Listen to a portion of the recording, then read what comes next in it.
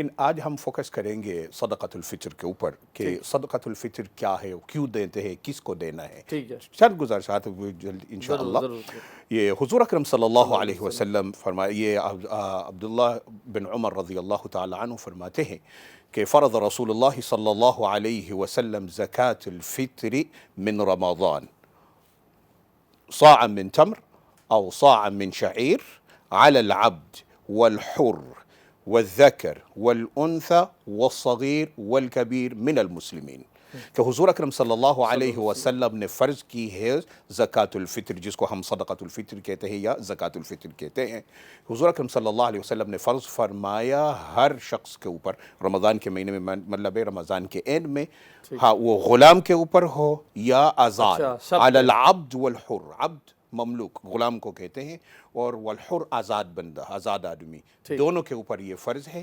ذکر والانثى، عورت پر، مرد پر، بچے پر، یہاں تک کہ بچہ جو عید سے 1 گھنٹہ پہلے بھی پیدا ہو اس کے اوپر بھی آئے گا. یہ گھر کا جو سربراہی کا کیا ہے ذمہ داری کہ سب کی طرف سے اس نے ادا کرنا ہے.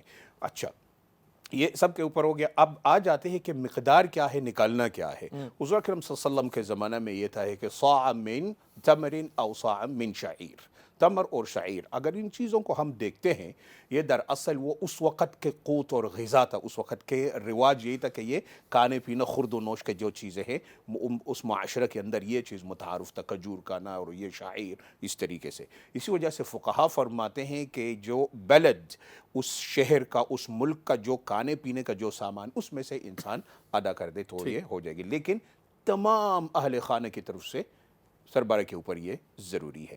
اب یہ ہو گیا کہ پھر یہ نکالنا کب ہے اور کس کو دینا ہے. یہ نکالنا ہے وہی عبداللہ بن عمر رضی اللہ تعالی عنہ کے روایت میں آتے ہیں کہ حضور اکرم صلی اللہ علیہ وسلم نے فرمایا کہ یہ نکالا جائے گا عید کے نماز سے پہلے، تو ادا قبل صلاۃ العید، عید کے نماز سے پہلے. اب یہ ہے، یا آپ 2 دن پہلے بھی نکال سکتے، بیومین، یا اسی دن عید کے نماز کی طرف آنے سے پہلے دینا ہے.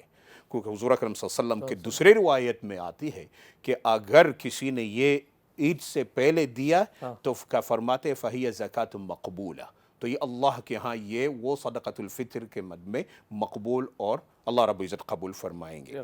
ٹھیک ہو گیا. ومن اداها بعد صلاۃ العید فہی صدقۃ من الصدقات، اور جو عید کے نماز کے بعد دیتے ہیں تو یہ مطلقاً ایک صدقہ جیسا وہ ہو جائے گا. دیکھیں، صدقہ تو ہم کسی بھی ٹائم دے سکتے ہیں، لیکن یہ صدقۃ الفطر جو ہے یہ اللہ رب العزت، یہ حضور اکرم صلی اللہ علیہ وسلم نے فرض کیا امت مسلمہ کے اوپر اللہ رب العزت کی طرف سے، تاکہ ہم اینڈ میں لتکبر اللہ، تاکہ ہم اللہ کے تکبیر، اللہ رب العزت کے شکر گزار ہو کہ اللہ رب العزت نے ہمیں اس بابرکت مہینہ عطا فرمایا، تو اس کے ساتھ شکر کرتے، تکبیرات کرتے ہیں. تو یہ اس کے اندر کیا ہوتا ہے کہ ساتھ ساتھ میں جب ہم اس خوشیاں منا رہے ہوتے عید کی، تو ہمارے ساتھ معاشرہ کے اندر کچھ ایسے لوگ بھی ہوتے جو بیچارے مجبور ہیں، جن کے پاس کچھ کھانے کو نہیں ہے. تو یہ صدقۃ الفطر جو اس عید کے نماز سے پہلے نکالنے کا جو ہے، جو فائدہ ہے، یہ ہو جاتے ہیں کہ وہ بیچارے جو ہے ہمارے ساتھ کیا ہو جاتے ہیں، شامل ہو جاتے ہیں، خوشی میں شامل ہوتے ہیں.